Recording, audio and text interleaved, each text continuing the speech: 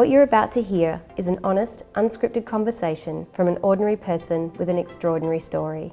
It contains mature themes and listener discretion is advised. For the purposes of understanding resilience and what it really takes to find our way from the bottom up, we delve into the lives of people and stories that are real. Through all of this, what would you say was the hardest time for you?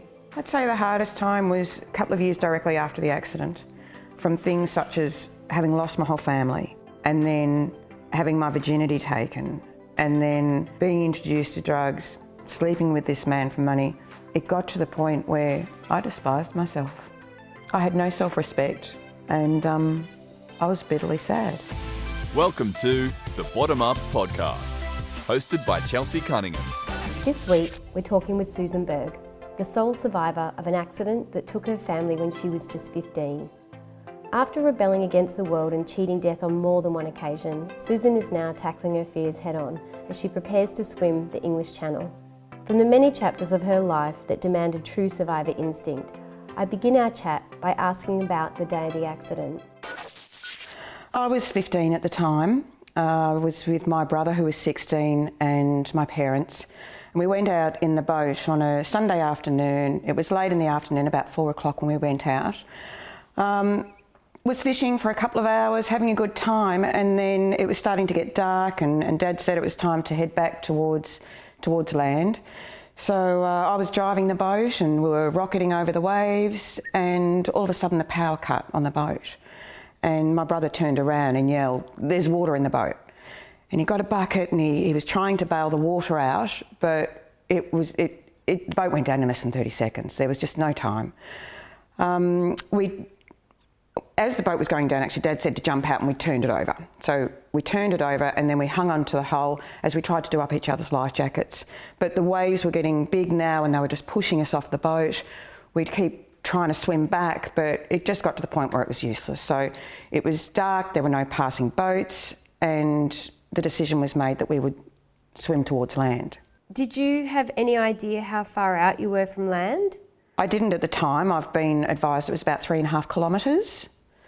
And you could only see the silhouette of land by the time we started swimming. As soon as we started, my father got into difficulty, so my brother went to help Dad, which Mum didn't want him to. Mum wanted Bill to keep on going and to save himself, but he just said, "No, Dad needs my help." So he went to help Dad, and I told Mum to keep up with me, that, we'd swim together. And just the further we kept going, I was just getting further and further ahead. So after a while I said that I would go ahead for help. So I kept swimming, if you call it that.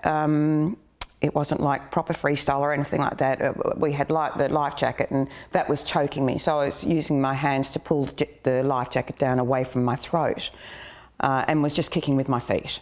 So I was just moving forward that way. And after a while, Mum and I would yell out to each other every few minutes, and then after a while, I'd say about an hour, I realised I hadn't heard from her for quite some time. And I turned around and it was just darkness. I couldn't see them, I couldn't hear them. So I kept swimming. After a couple of hours, I got to a point where the water was getting more shallow, but I couldn't walk because it was too muddy. I would just sink down into mud. So I had to crawl. So on hands and knees, I'd count to 100 with each crawl forward, and then after I got to 100 I'd turn around and put my back to the land and push with my hands. So I was just turning over and over, counting to 100 each time. Finally got to what I thought was land, but it wasn't. It was a sandbank. Again yelled out to Mum, Dad and Bill that there was a sandbank. If they could get there they could rest. I had to then get off the sandbank, and there was another couple of 100 metres I'd say to get to land. And so I had to crawl again, swim, and then I got to more mud, but this time it was like quicksand. And it was just swallowing me, literally. And I was grabbing onto shrubs and sticks that were poking out in the mud, but they just snap off in my hands. I was absolutely terrified. The mud was up around, getting towards my waist, and I knew it was going to swallow me if I didn't get through it. So I kept struggling through, and eventually it started to get harder and harder, and I did get to land. This whole time, What was going through your mind? What were you thinking? I've got to get help.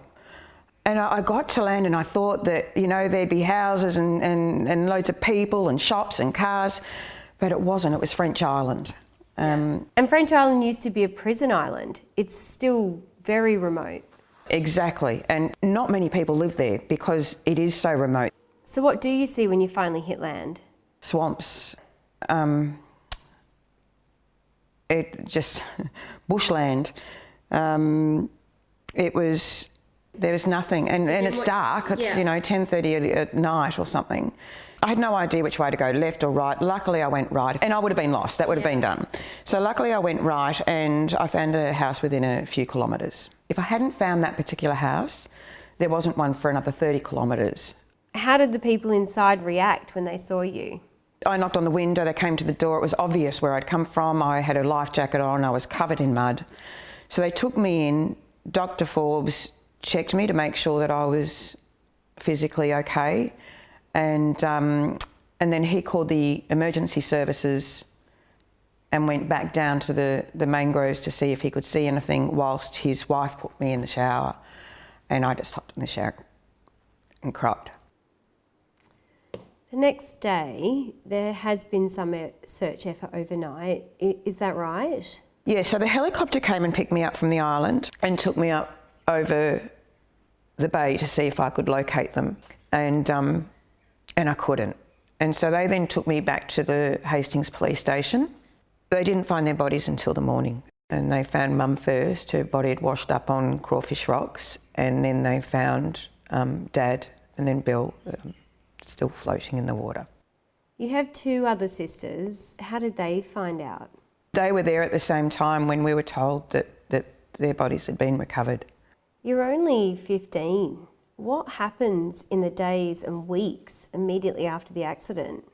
The weeks following, I can't even begin to explain what it was like. It was, well, first you're in shock. It's disbelief. This isn't happening. This is a bad dream.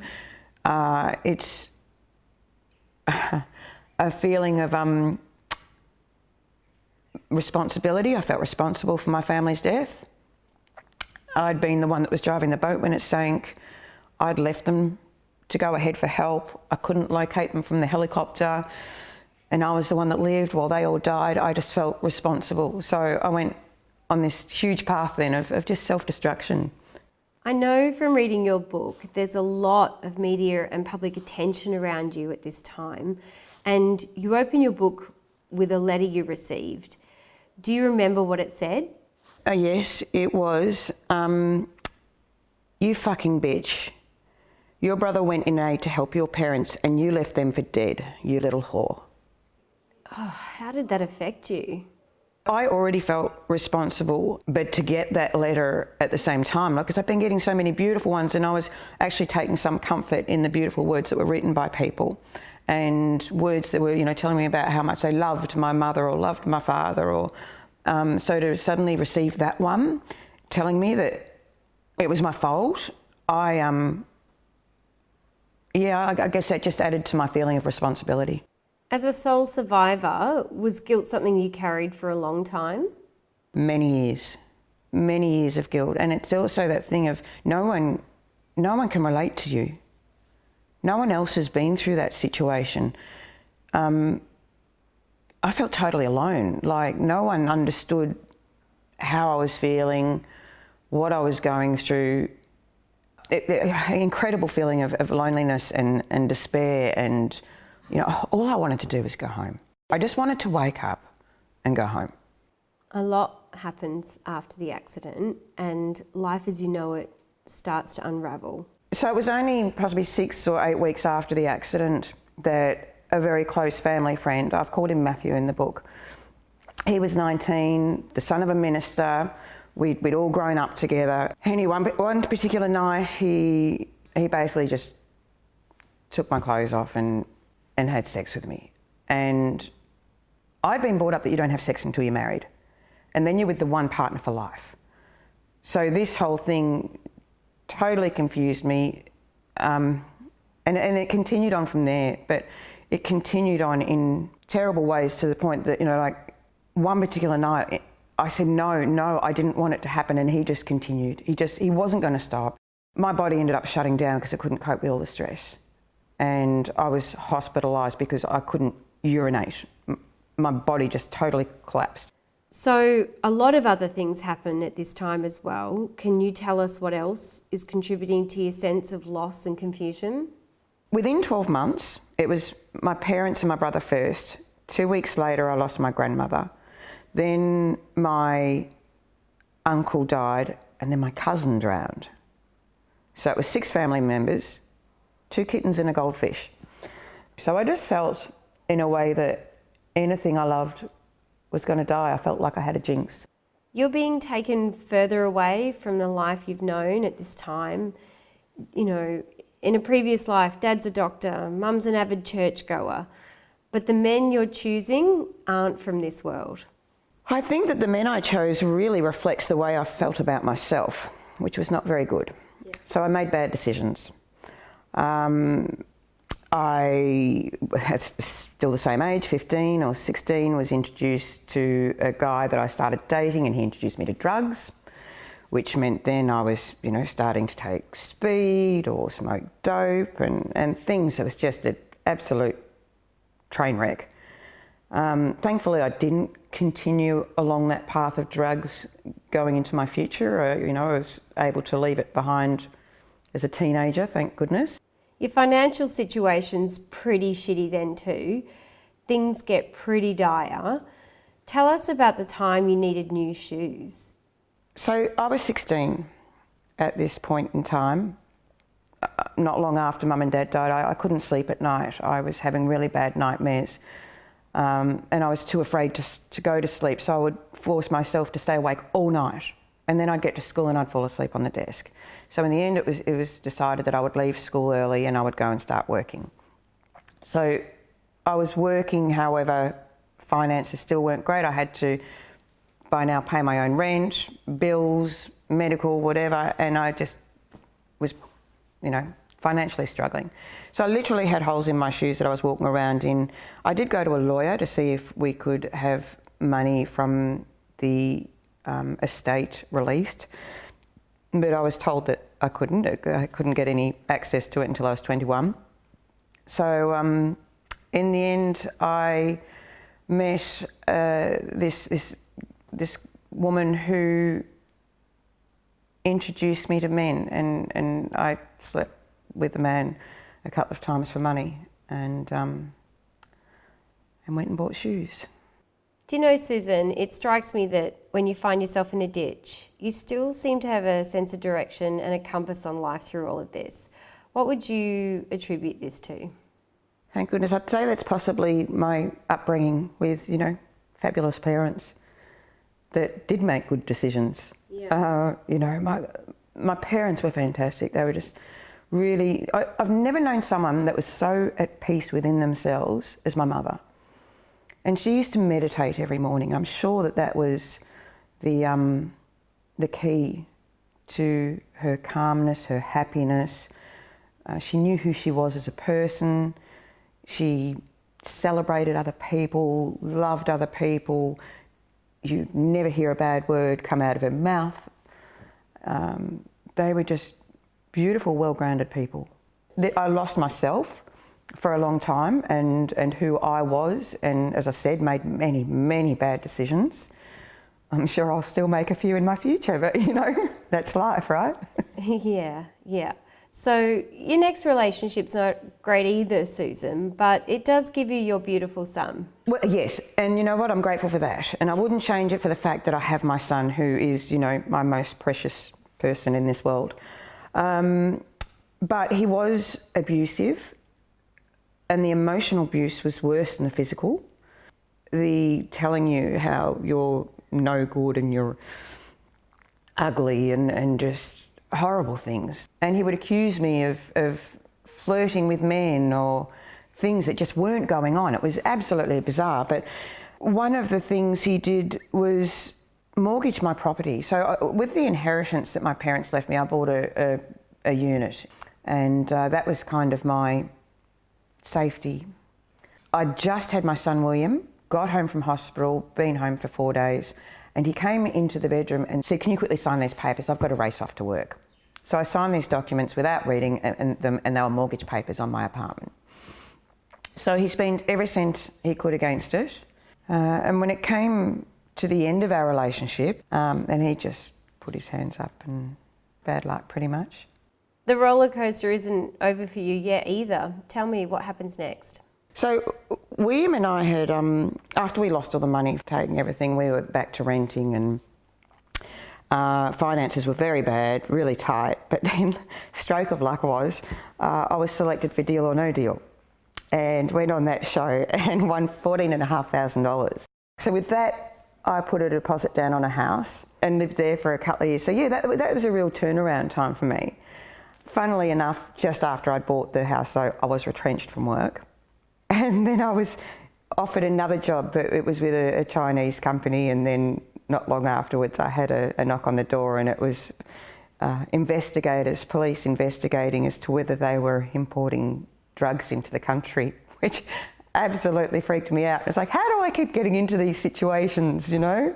How do I attract all this shit? Oh my God, absolutely. I mean, you know, deal or no deal 1 minute, drug lords the next. Seriously, looking back in hindsight, through all of this, what would you say was the hardest time for you?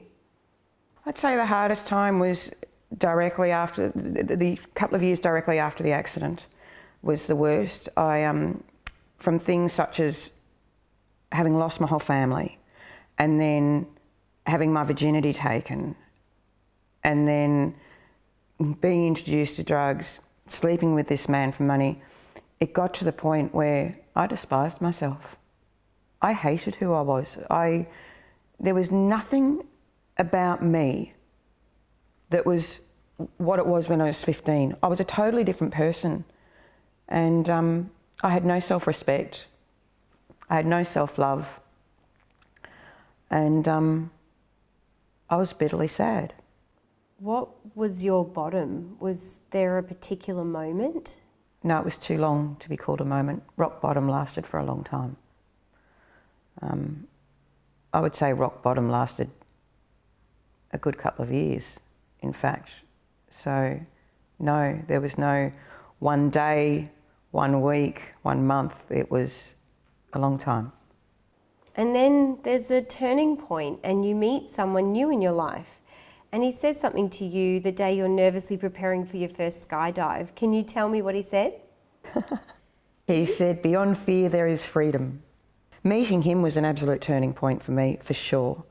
For the first time, I guess I felt that someone loved me for who I was instead of wanting something from me. He didn't try and change me. He just loved me for me. But he also introduced me to loving life. So beyond fear, there's freedom was exactly what he said, and that was how he lived. It was face challenges, do stuff that frighten you. From that, I started to enjoy life a lot more. I got my motorbike licence and, started riding and love the motorbikes. To me, it's like meditation. Being out on the open roads, I always have my visor up so I can get the wind in my face, and just getting out on the open roads and around those corners, and yeah, it's like meditation. It's fantastic. When you talk about being on the bike, you seem to be really soaking up the experience. Does this come from having had a hard time, or would you say it's something you've always had and rediscovered about yourself? I think that there's different things in my life that happened that made me stop and really appreciate the simple things. And I'll give you some examples. When I was diagnosed with early signs of cancer and had to have a hysterectomy, and I felt again like I was being faced with my own mortality, it's frightening. But I think from these whole experiences, you stop and you realise how beautiful the blue sky is, how beautiful the green grass is, or the colour of the leaves on the trees. And it's the simple things in life that are the most precious, is my belief. It's not the car you drive, the house you live in, the material things. They, to me, have got no comparison. You lose a close friend, Kev, in a motorbike ride. He's literally killed in a head-on collision in front of you, and his bike bursts into flames. And again, you seem to narrowly escape death yourself. You describe this as another life-changing event. Can you tell me, how did this affect you? Oh, I was lucky to have survived the boating accident, but the motorbike accident, I should have been dead. The investigators said millisecond either side, and my life was over. And that was, Kev was riding right in front of me. We came around a bend in the road, and there was an international driver on the wrong side of the road. I had nowhere to go. I had to go through the fireball, came through the fireball and was on the wrong side of the road, but thankfully there were no cars coming the other way. But the investigators said that with the millisecond either side, that Kev's body had gone directly in front of my bike, which I could see because his blood was on my bike. So I'd narrowly escaped Kev's body and Kev's bike, one side and the other. How did that affect me, my God? Again, I guess that's realising how quickly life can be just over like that. Like, that's how it had happened with my family. And from that, it's a matter of really realising that you've got to enjoy every day, appreciate every day that you've got. It doesn't mean life doesn't have its ups and downs, because it always will. But that's the beauty of life as well. You have to have your downs to really appreciate your ups. Yes, absolutely. But through this, you realise something. 6 months after losing Kev, his son takes his own life. And in this moment, you seem to understand something about how others reacted to your loss. What was that? So after I lost our family, it seemed that a lot of our family and friends just disappeared, just distanced themselves from our lives. And I'd been really confused about that at the time, as to how people could it just seemed like they walked away from us. But I guess when Kev died and then his son died, I knew I had to call Kev's wife and just let her know I was thinking of her, but I dreaded picking up the phone and talking to her. I didn't want to do it. And it made me realise that that's how other people had felt. And having then gone through it and seen it from the other side, it meant I could let go and not feel resentful to the people that they had distanced themselves from my life, because I could understand it now. I think it's common that we all struggle with knowing what to say when others are facing loss or something difficult. What should we say? I don't know if it's even a matter of having to say anything. I think it's possibly more a matter of just letting them know that you're there, and that if they ever want to talk, you're there to listen. I think possibly listening is more important than talking in situations like that. I can tell you what you shouldn't do, and that's say things such as, "I know how you feel," because no one knows how you feel. At 12 months afterwards, was told that I needed to get over it and move on. What about hearing that you're strong or brave or that you're doing so well? Did people say those sorts of things to you as well? No, not initially. I think they were just telling me that, the choices I was making were so bad, which is true. They were. Yeah. People tell me now that I'm strong. And yes, I'd agree that I have the ability to bounce back from things. Doesn't mean I don't hurt, though. I still hurt and, go through difficult times the same as everyone else. I might just look at things differently, in that I know that even if I'm hurting today, that there's brighter times ahead and that life is still good. So I can still look at, for the silver lining in situations. Let's talk about how you've changed your relationship with the water. Just months after the accident, you're asked to compete in a swimming carnival at school, and anxiety grips you and you can't even compete in the race. But today you're preparing to swim the English Channel. Yes. So when did you decide to face the water? So after the accident, I didn't like going near water whatsoever. Even initially being in a bath, being surrounded by water was difficult for me. So I ceased any kind of relationship with the water. I didn't go to the pool, I wouldn't go to the beach. It just wasn't an option. It wasn't even something I thought of. It was that pushed away in my mind. So this gentleman challenged me to face my fear and swim the Lawn Peter pub. And initially I'm like, oh yeah, that's a great idea, fabulous. And then I hung up the phone and thought, what the fuck? Like, you know, I don't swim. Like, I don't go near water. But this guy was so lovely, and I wanted to, I guess, make him proud of me and show him that I could do it. So even though it terrified me, I started at the pool, which is really fun. I didn't own goggles, bathers, beach towel. I had none of that stuff.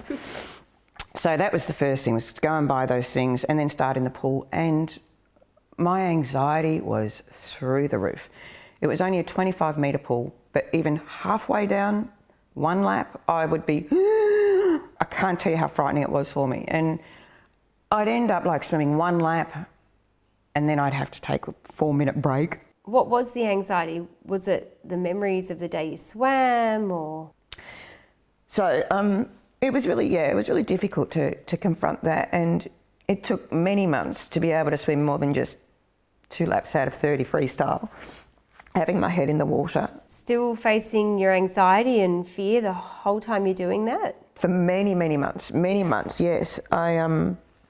I went to my doctor in the end after about 4 months and said, can I take Valium before I swim? I need something just to, you know, bring down my anxiety levels. And she looked at me as if I was stupid and said, definitely not.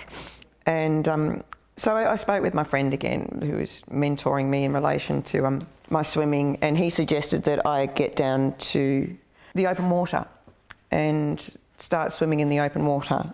Which seems like a strange antidote to struggling in the safety of a pool. But my challenge was to swim the Lawn Peter pub, which is open water, so I had to at some stage get into the open water. Did you want to give up at any point? Yes, absolutely. Every day I didn't want to go to the pool and train, but I'd given my promise that I was going to do it. And as I said, I think I wanted to make him proud of me, so I guess that was more important than my fear. So I went down to I Googled and found an open water swimming group down at Half Moon Bay at Black Rock. And I went down there and spoke to the guy that ran it. And I told him a little bit, you know, that I'd lost my family and so I had a fear of water, but that I'd been challenged to do the Peter pub. I wanted to join the swimming group. And he said to me, look, I'm a coach. I will take on your training free of charge. And he said, I will have you prepared and you will swim that Lawn Peter pub. I can't believe how generous he has been with his time, with his support. He's been incredible. So his name's Peter Hendricks. He swam with me every morning, even throughout winter. It didn't matter. He would be there every morning, and he really worked not just on my swimming capabilities, but on my emotional relationship with the water. So what did change for you working with him in relationship to the water? He worked on my fear with the water and my past representation of the water, which for me was, it took my family. The water killed my family. And he worked on that with me. So, and it was just some sentences of, when you're in the water, don't think of it, it took your family. Look at it that you're being reunited with your family every time you're out in the water. That was really powerful for me, really powerful. And since then, you've completed a number of open water events. I believe you've even done a night swim? I did. Gosh, the night swim, the first one was very confronting. Well, the whole thing's been a really confronting, you know, experience. But swimming at night again was confronting because it brought back all those memories, and it almost does take you back there, as if you're back there again. And it's little things.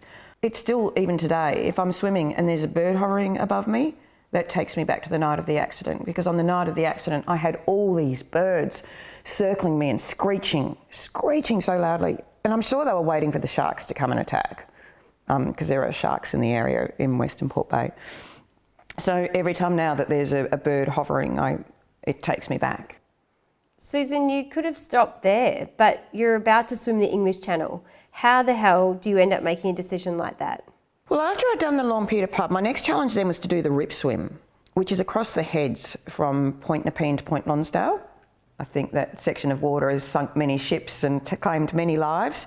So completing that was another moment where I remember being at Point Lonsdale and looking back at Point Nepean and thinking, oh my God, look how far you've come. Like, not just the distance of swimming, but how far I'd come in myself and my journey in life.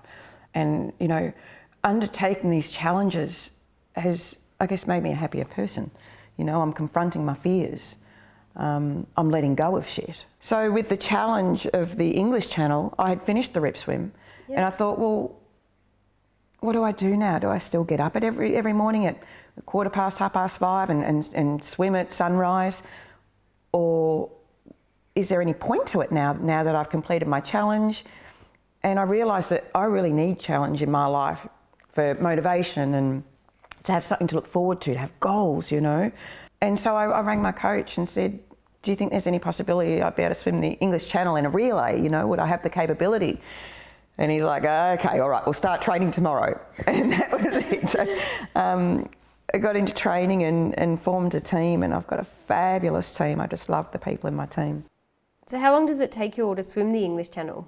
I guess anywhere between about 12 and 15 hours. The distance is about 35 kilometres if you could swim a straight line, but because you can't with currents and all sorts of stuff, it's closer to 50 kilometres. There's 4 of us in the team, and we'll possibly start in the dark. Could be 2 o'clock, 3 o'clock in the morning even that we start the swim, depending on the conditions at the time. And it's an hour in. So one person is in for an hour, then the next person for an hour, and we rotate. So I'll possibly swim for about 3 or 4 hours altogether and swim around 12 kilometres myself. So what comes after the English Channel for Susan Berg? I think I'll continue my swimming, but it's the next step up. So it might be doing Rottnest, which is a 19, 20 kilometre swim, and I'll go from there. I mean, ultimate goal, wouldn't it be amazing to do a solo swim of the Channel? Or there's so many great different challenging swims around the world that who knows where it'll go. But at least now I feel like I've made peace with it all. I feel like I've made peace with the experience on the night of the accident, and I've made peace with the water. For more information or to subscribe, please go to thebottomup.com.au. The Bottom Up, helping lighten the load, entertain and connect through conversation.